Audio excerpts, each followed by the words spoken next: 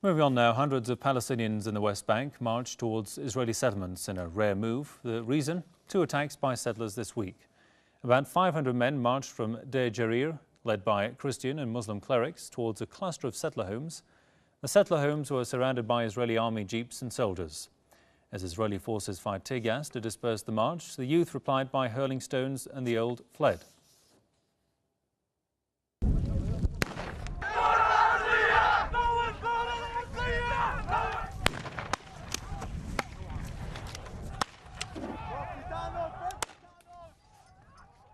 Medics treated several men for gas inhalation and rubber bullet wounds. A few Palestinian villages held weekly protests against the Israeli settlements.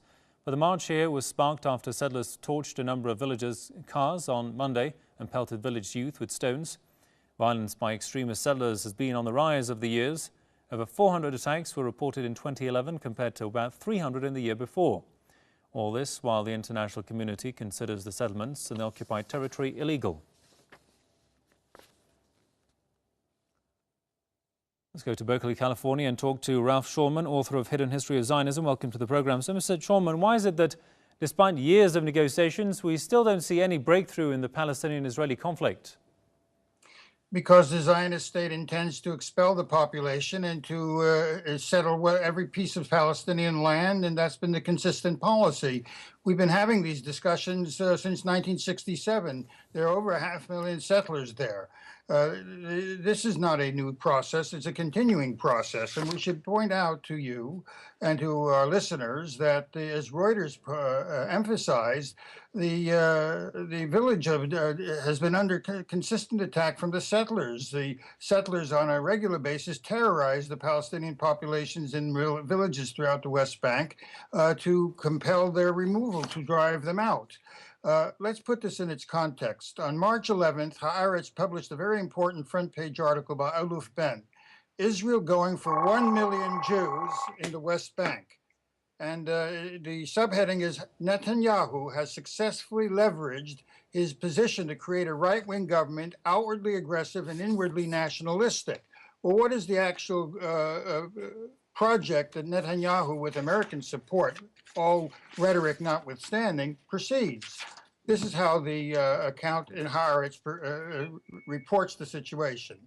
The game has ended and real life will begin. The third Netanyahu government has one clear goal, enlarging the settlements and achieving the vision of 1 million Jewish settlers in Judea and Samaria. This magic number will thwart the division of land, prevents one and for all the establishment of even a rump Palestinian state. The defense and housing and construction ministries that are relevant to these issues have been given to Moshe Yaalon and to Ariel. They won't be assuming these positions in order to freeze settlement construction, but rather to implement a levy report, which is going to expand it up to 1 million people. Netanyahu has used the term math to explain the political agenda that he has in mind. Right. And this article continues, the key task is to buy quiet on the Palestinian issue to allow the expansions at the small price of international condemnation.